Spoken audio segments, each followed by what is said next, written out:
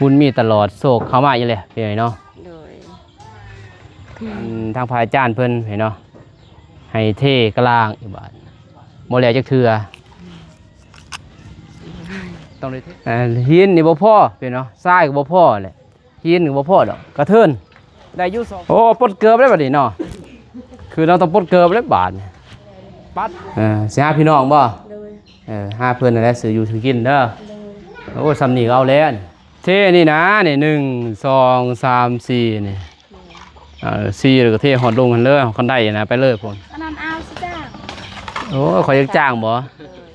4-5 แสนนี่แหละเอื้อยสิเอาเท่าใดเว้ากันกับเอื้อยฮะ3 ล้าน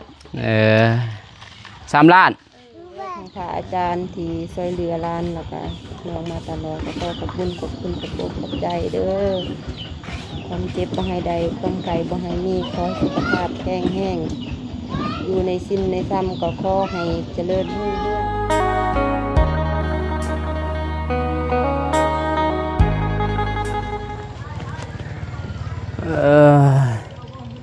พี่น้องเอ้ย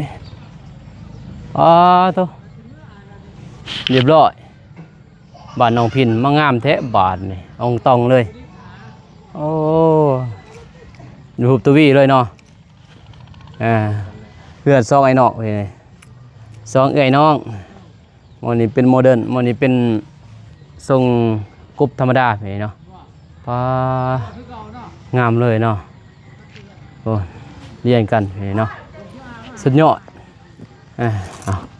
กราบทักทายสบายดีสวัสดีเด้อพ่อแม่พี่น้องมดสู่ขู่สู่คนเป็นยังไงเนาะเป็นยังดีตอนหับเข้าสู่ซองบ่าวนุ่งมื้อนี้ก็มากับบ่าวมิกเพิ่นเนาะแต่บ่าวนุ่งมาคำแน่หลังจากมาแต่พูดแหละ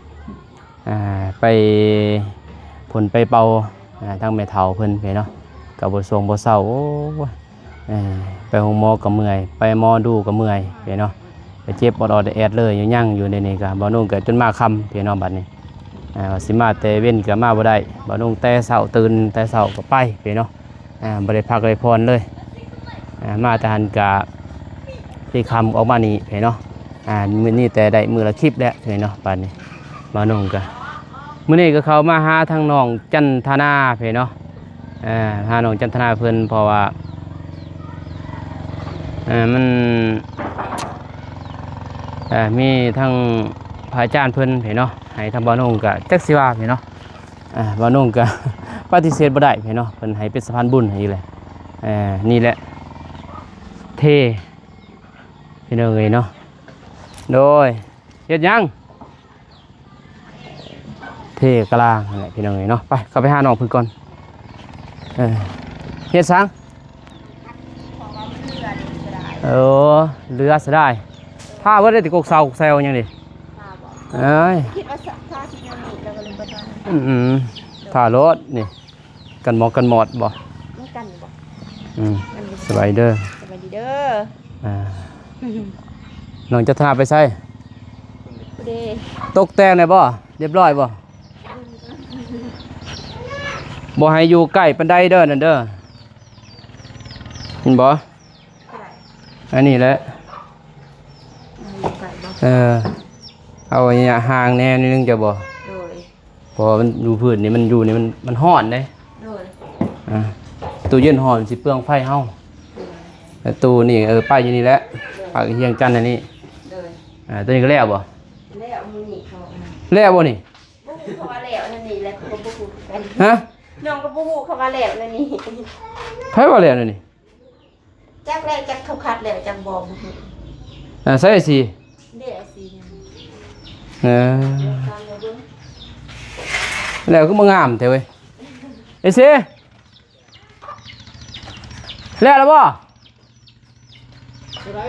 นี่แหละคัดแล้วบ่คือว่าแล้วเหรอไว้แล้วนี่บ่ได้ได้เลยโอ้ยคัดแล้วนี่ก็จักสิว่าเด้อเว้ยเนาะกันนี่แล้วก็จักสิว่าเด้เนี่ยทะเลบ่คือว่าแล้วเลยคัดแล้วบ่ยังมันบ่ทันแน่สบายได้เด้อคือว่าแล้วเลย นี่ก็บ่ทันเห็นแล้วนี่บ่ทัน เอ เห็น เออ เดี๋ยวเขาปุ๊บไปเรื่อยเห็นบน3-4บ่อนเห็นเลย เห็นไปแล้วบ่ดึงก็ติ โอ้คุณว่ามื้ออื่นจะพาอีกขึ้นปุ๊บคุ้ม มืดขึ้นบ่ แบบเมื่อคืนนอนซื่อๆให้ เออสิเป็นหยังเฮ็ดก็ได้อยู่ขึ้นวันซื่อๆโดย พาออกไปน้ำกล้วยบ่ สิมื้อแล้วบ่นี่เออมือจะมาเก็บรายละเอียดแล้วโดยสบายดีผู้สาวเป็นจังได๋ เพราะฉะนั้นก็วัดโทษทางก็ขอตัว ตอนนั้นแลกแล้วบ่ ได้ ฮะ ทักแล้ว เออ แต่ เอา เขาสิเจาะอันนี้ได้บ่นี่ มาตอนนี้ก็ป้าเลยบ่นี่มักแบบนี้บ่ วันนี้เลยเขาว่ามักแบบนี้เด้ น้องพินมักแบบนี้ โดย เตะสะดุดลมได้เด้อ บ่ไปบ่ค่ะสบายเลย เดี๋ยวเตะสบายเนาะ โดย เดี๋ยวเตะน้องพินนะพูนระวังเด้อพูนอามเปรยใหม่เลยโอ้ยเมื่อยแล้วแล้วเดี๋ยวยันบ่ทันดอกพี่น้องเนาะเบิ่งแห่ซ้ายเบิ่งก่อนเบิ่งระวังเด็กหน่อย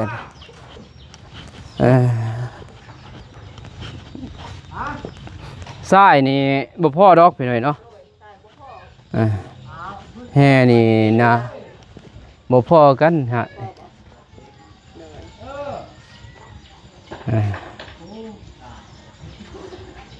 แจ้ง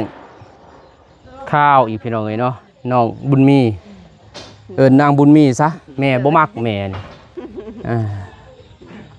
บุญมีตลอดโศกเข้ามาอยู่เลยพี่น้องเนาะ โดย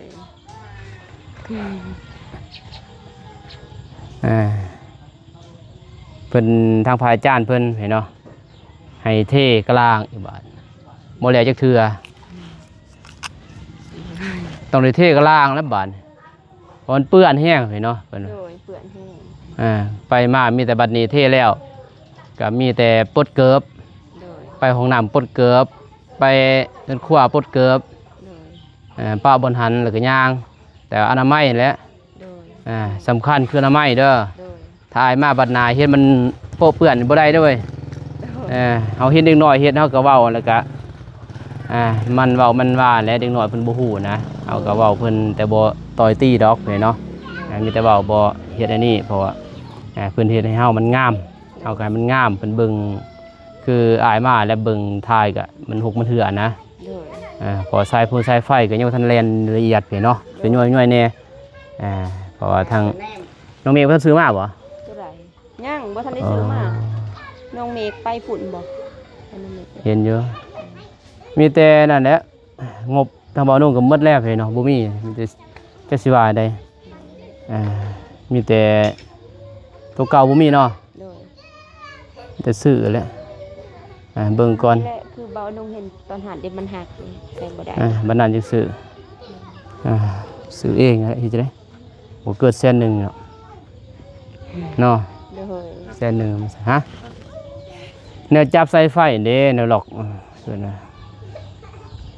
จับใส่กระนองพินนะอย่างนี้เนาะมีตัวสิเท่นี้เท่กลางเห็นเนาะ โดย แล้วก็สิซื้อใหม่ซื้อล่ามาใหม่อีกว่านุ่งโอ้หินนี่บ่พอเห็นเนาะทรายก็บ่พอแหละหินก็บ่พอดอกกระเทินได้อยู่2ห้องหินเนาะระวังได้เว้ยโอ้ ยัง คุณบริษัท แต่ก็ใส่คืน นี่ไอ้ซีเห็นนี่ โดย แบบ มองว่าแนวนี้ แจ้งอยู่บ่กระถือกอยู่แต่ว่าต้องสิได้เท่แล้วบัดนั้น โดย เท่จะไปพุ่นเลย เท่พุ่นแล้วก็ขุดห้องเด้อบัดนั้น โดย ขุดห้องแล้วก็เท่ก่อนเท่แล้วขุดห้องลำลังเห็นเนาะ ให้ แบบบัดตัวนี้บ่ให้มันเปื้อนนะ โดย น้ำนี่จะอาบนี่มันสิไหลมานี่ อะไรมา ให้เท่อยู่นี้จะบ่ โดย ให้บัดนั้นจึงอิหยังคือเท่ล็อกหนึ่งเพิ่นเนาะห้องน้ำก็ล็อกหนึ่งหันเฮาล็อกหนึ่งเท่โอ้อองตองเนาะ โดยขับ ราศี โดย มีแต่ซื้อใหม่ซื้อลาทางพระอาจารย์เพิ่นให้ซื้อใหม่ซื้อลามาใหม่พี่เนาะพอน้องพินก็หมดบ่พอเนาะ สิไว้สลามาใหม่อยู่นี่ตัวนี้ซิตี้ตัวแน่งนิดนึงหน่อยนึงเฮ็ดเองก็ได้อยู่ เลย ให้ไอ้แดงมาตอกก็ได้ดอกเขาเดียวตอก มื้ออื่นไอแดงว่าสิตอกให้ มื้อบ่ อันนี้ยังใหม่เราเห็นกันยังเรือคือสิพออยู่หรอกนะ ฮะ คือสิพออยู่ สุดเลยได้นี่บ่ได้ได้อนี่นี่บ่ได้แล้วแกะออกนั่นได้แต่ตัวนี้นี่แต่ว่าแจบเลยเข้าใจบ่ ได้แจกด้วย สิตอกแจบเลยนะ อ๋อมันสิผ่า แล้วซื้อทอมาต่ออยู่นี่พี่น้องทอน้ำมาใส่นี้ทอน้ำมาแล้วก็กอกห้องขึ้นขั้วอีกเห็ดมัดซองนั่นแหละซื้อมาใหม่ เอาอย่างอันนึง แล้วตัวนี้นี่จะเทไปเลยสิได้นำอาจารย์เพิ่นถ่ายอาจารย์เพิ่นแล้วนั่นเพิ่นวางบ่ผู้เฮ็ดโรงน้ำนี่ บ่ฮู้คือกันบ่ทันได้ถามจ้ะ ลองเขาไปถามเบิ่งอาจจะถามเพิ่นมาให้เพิ่นมาเบิ่งเพิ่นสิวางบ่คันวางสิให้เพิ่นเฮ็ดถ้าบ่วางพอไอ้แดงนี่สิบ่วางแล้วไอ้แดงสิเฮ็ดนั่นเนี่ยเราบ่วางเป็นจังไงเนาะเราสิไปเฮ็ดเรือนน้องบ่วัน เดี๋ยวตอนแรงมาสิทำ ไปถามไว้นี่แหละไปเอิ้นเพิ่นโลดพอสิฮู้ว่าลมกับคนราคาพระเจ้าซำใดนะโอเคเราถาทางนั้นก่อนไปเนาะน้องเพนปลามึงงามแท้เว้ย สบายดีเด้อ โดยสบายดีบ่แห้งแล้วบ่ฮะโอ้เหลื่อมมาบสบายดีไหมเจ้าบ่สิเป็น นี่ก็บ่ เฮ็ดเองบ่ บ่ตอนนี้ค่อยแปลงตะไดหันตอนั่นหัน จะเป็นบ่แนวนั้นบ่โอ้ยนี่แนวนี้เราได้ไว้โลดนี่นานเสร็จยังมันขี้ร้ายเฮ็ดซะซ่านี่นานนี่งามบ่ไปเอาอีกอยากสร้างแปะบ่แล้วเด้องามเลยเนาะ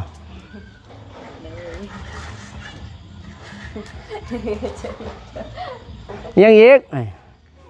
ว่ายิ้มอยู่โอ้ปลดเกลือบได้ป่ะดิเนาะคือเราต้องปลดเกลือบได้บาทปัดกวดอ่ะบ่โอ้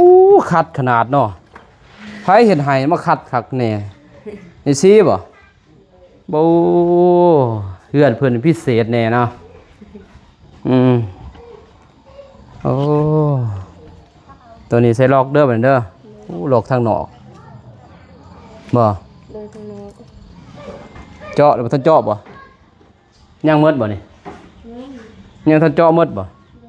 อ้าวคือบ่เจาะเอาแล้วไอ้ซีนี่ถ้าซีก่อนมาเจาะน้ำลังอีกบัดนี้บ่ทันเจาะหมดบ่เอาแล้วได้สิหรอก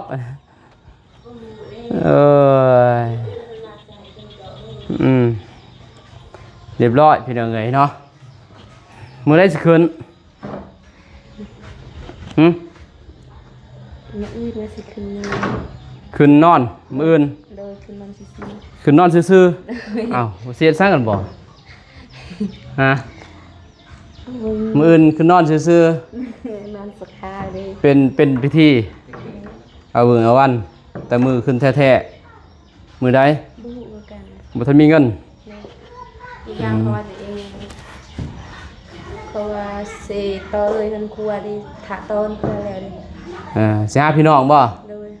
หาเพิ่นนั่นแหละซื้ออยู่ซื้อกินเด้อ โดย โอ้ซ้ำนี่ก็เอาแล้วนี่ผมมีงบเพียงไงเนาะตอนนั้นให้เพิ่นหาพี่น้องเพิ่นมาเฮ็ด แต่มื้ออื่นขึ้นนอนฟังแต่ซื้อแต่ยังกินแป้งนี้ ไม่ได้สิแบ่งกันสิแบ่งชิ้นงาน บ่ว่าดอก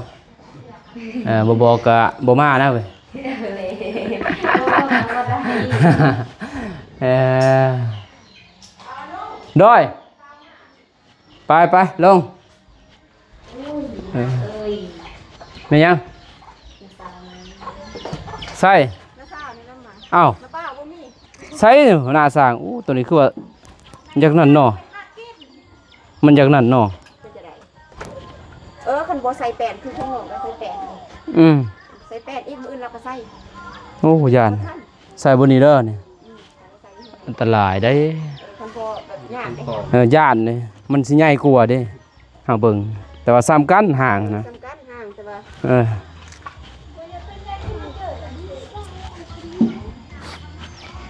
ท่านอยู่บ่อ้าวสบายดีเจ้าฮะ ในสร้างไปหากินเหล้า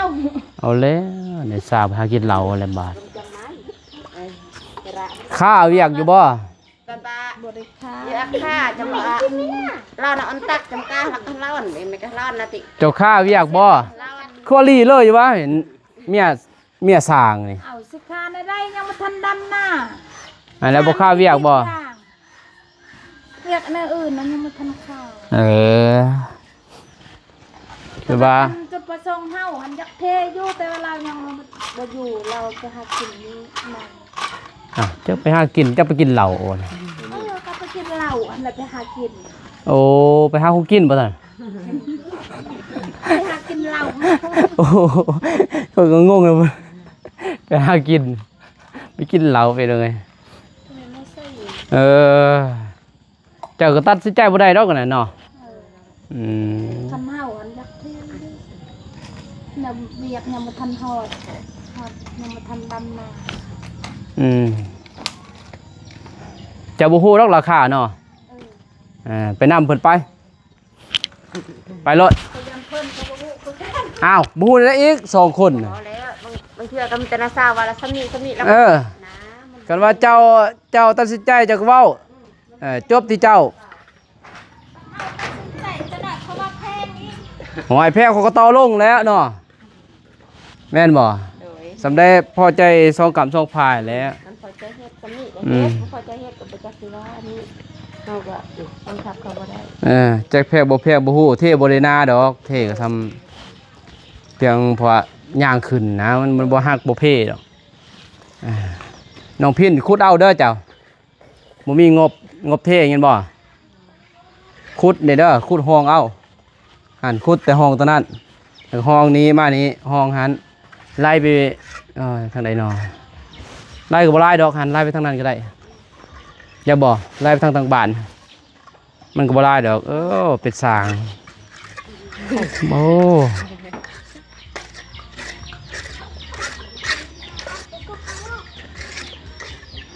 เรียบร้อยบัดเนาะ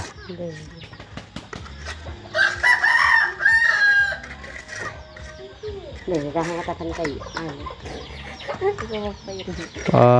เอาซอยกันโอ้คนซอยกันนะเอาโคนโอ้ยเนาะ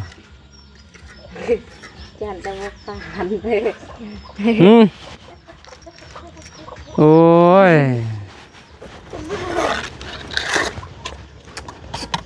ผู้สาวไทยนี่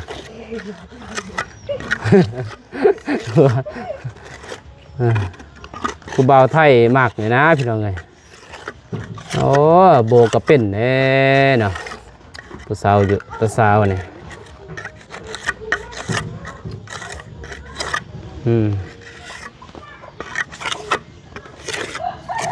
มื้ออื่นนี่สิเฮ็ดให้ยังสินี่เฮ็ดอยู่เจ้าก็ได้โอ้มาโอ้ได้เรื่องแม่สร้างตัวนี้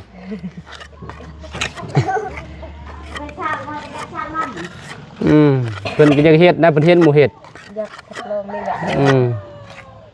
อะไรเงี้ยนี่โบกเจ้าบ่เพื่อนอายไผโบกเองมักสำได้งาม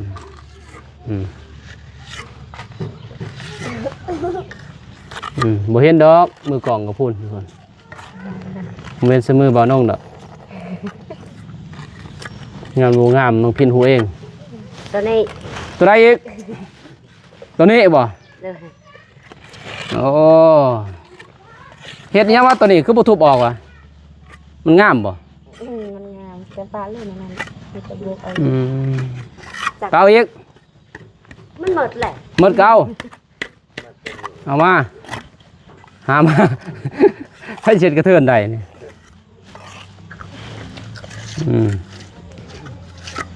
จับสากอีกนี่น้ำเที่ยงนี่ยังพินเห็นบ่งามมือต้องอ่อนไหนเจ้าบ่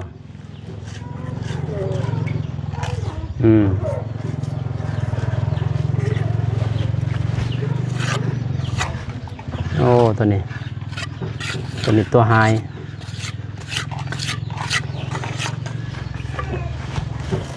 ปลามันแห้งก่อนแล้วก็คัดจะบอกเอ้ยไปตอกมัดมือกับเฮียมัดมือแล้วปลาก้อนมันแห้งเลยโอ้ขากเนาะอยู่นี่จังไม่สั่ง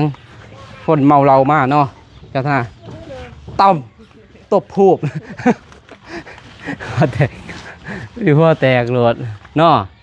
เจ้าสิกินลายเจ้านำก่อนเว้ยกำลังช่วงไข่อยู่เนี่ยเจ้าบ่ใส่ละแม่จันทองมีคือบ่ไหวในตู้นี่เด้เป็นจะได้ตู้คือบ่ไหวเป็นยังฮะโอ้ฮู้เนาะได้ว่าสร้างเนี่ยเว้ย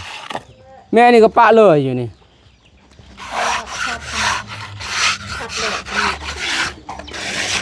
เฮ็ดบ่ทันแล้วเมื่อเลยกินฮอดเมียแห้งวะ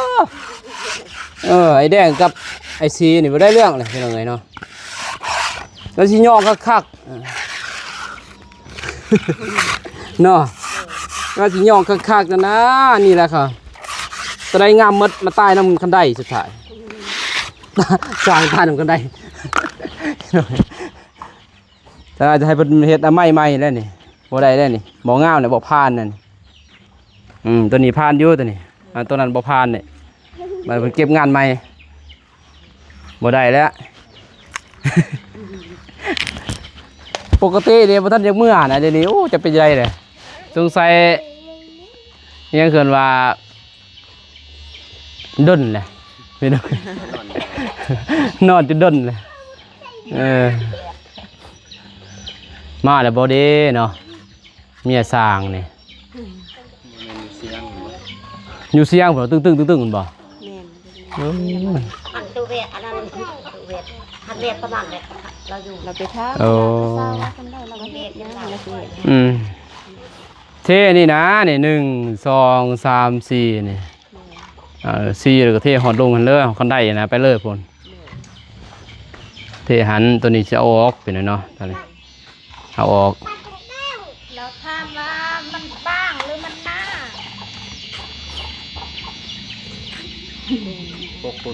หาหุ่นไปแลนไปต่ออีก อ้าวคือบ่มากำลังเข้าเป็กบ่โอ้ยเท่าได้ เท่าไรพวกอันนั้นเอาสิจ้า โอ้ยขอยังจ้างบ่4-5 แสนนี่แหละ เท่าไรอ้าวเอื้อสิเอาเท่าไรเว้ากันกับเอื้อฮะ 3 ล้าน 3 ล้าน แล้วว่าคันเขาให้อัน3 ล้าน 5ก็ได้คันบอกก็3 ล้านก็ได้ คันเข้าให้3 ล้าน 5ก็ได้เพิ่นน่ะตัวโตขึ้นนี่ได้เพิ่นบ่แม่นโต นั่นแหละแล้วว่าคันพอใจให้แค่3 ล้าน 5คันบอก3 ล้านเลย คันบอกก็3 ล้านเนาะกันว่าในใจเล่าเนี่ยว่า3 ล้าน 5เพิ่นเนาะโอเคจะแจ้งก่อนเด้องบเป็นเนาะเท่นี่3 ล้าน5แต่ขอเพิ่น3 ล้านเนาะอ้าวจะว่า2 ตอนเนาะ เคยแต่สิข้าวทำไมมาซ้ำมาได้ แม่นบ่ 3 ล้านเรียบๆงามแหละคัดมันเพิ่นว่าเพิ่นเป็นอีดอกเพิ่นเฮ็ดอันห้องน้ำบ่งามนะมีจังซั่นแหละเด้อปรึกษากันดีๆได้มามื้อหน้าว่า5 ล้านบ่ได้ทางอ้ายก็มามีแต่ตอนแรกนี่แหละเด้อ โดย บางทีตอนแรกบางทีตอนเช้าเฮาก็บ่ฮู้เพราะอ้ายก็ต้องเลยขึ้นเมื่อเซพระอาจารย์ ไผทูลเพิ่นนั่นแหละที่สดซอยโดยเอา ขอบพระคุณเด้อทางพระอาจารย์ที่ช่วยเหลือหลานแล้วก็น้องมาตลอดก็ขอบคุณขอบใจเด้อความเจ็บบ่ให้ใดความไกลบ่ให้มีขอให้สุขภาพแข็งแรงอยู่ในสิ้นในซ้ำก็ขอให้เจริญรุ่งเรืองก็พร้อมทางบ่าวอานุ่ง โดย บ่าวเตียงทีมงานในหลายๆคนที่ช่วยเหลือน้องมาตลอดก็ขอให้อยู่ดีมีแห้งความเจ็บอย่าสิใดความไข้อย่าสิมีขอให้สุขภาพแข็งแรงสาธุ โดยสาธุอยู่สั่นแล้วแจ้งงบก่อนให้เพิ่นซื้อตอนตัวนี้เด้อแล้วจึงตัวนั้นก็ให้ไอ้แดงตอกเลยเด้อ ด้วย ไอ้ซีแหละตอกเลยโดดหางดินไปทางพุ่นตกพุ่นแต่ขุดห้องนั่นแหละ ด้วย ทางนี้ก็ห้องยังทันต่อ นั่งท่านโต ยังทันต่อไฟเห็นเนาะทันหุงแล้วตัวนั้นก็เก็บเมียนเรียบร้อยก็ไว้ยินบ่เข้าไปไว้ในห้องยังก็เป็นอนามัยแน่เว้ย เด้อ เนาะไปเจอกระเจือยไปคนละห้องแฮง แม่นเด้อ เฮาตรงอนามัยแล้วลูกก็ได้อยู่นี่ใหญ่เด้2คนมีแต่ผู้เดียวเท่านั้นแหละดื้อนี่ก็เว้าพังอยู่แม่นบ่นี่2คน เว้าพังแต่ว่าคนอื่นเว้าบ่ฟังบ่จักสิสั่งสอนก็ได้ เว้าพังก็ใส่ซอก พี่น้องก็ตัวเข้าไป พี่น้องนี่เว้าจะได้ก็ บ่เที่ยงแม่เด้อยินบ่ บ่แม่นอยากเว้าความขี้หลายเด้อบอกให้ลงเหี่ยวก็บ่ยอมลุกบ่ลงจะเฮ็ดจะได้จะสิตีก็พอแต่เขาเจ็บซื่อๆแต่ว่าเขาบ่ โจมแล้วเว้ยจากกับจันทนาก็โจมไป จะแน่น้องเราผู้น้อยได้หูฟังความผู้นี้เราบ่ฟัง ใส่เลย บ่จักเฮ็ดจะได้ สะเลยหั่น โดยเวลาเหี่ยวอีสังปดสะเลยจังหั่น แล้วก็โจมเพิ่นลงมาทายอยู่นอกเลยเรียบร้อยเนาะนุ่งทรงแพทย์จันทนาก็โจมขึ้นเองถ่ายรูปนี่เบิ่งนี่บัดใหญ่พอดีแล้ว ทายให้เล่าอาหารเลย บัดใหญ่เบิ่งเลยอ้ายเด้อพี่น้องเอ้ยอันนั้นแหละกลับก่อนเด้อเข้ามันมืดเลยเอาพี่น้องเนาะอยู่ดีมีแห้งมาสู่คู่สู่คนเด้อพี่น้องเด้อเนาะผมมองขอบใจขอบบุญขอบคุณทางพระอาจารย์ที่ให้ทางบ้านนุ่งเป็นสะพานบุญในครั้งนี้ก็อยู่ดีมีแห้งความเจ็บอย่าได้ความขายอย่ามีขอให้เจริญในศีลกินธรรมเด้อเดินทางไปไสมาไสก็ขอให้แข็งตลอดปลอดภัยสาธุพี่น้องเอ้ยเนาะพบกันใหม่คลิปหน้าคลิปนี้ขอกล่าวคำว่าสบายดีพี่น้องไป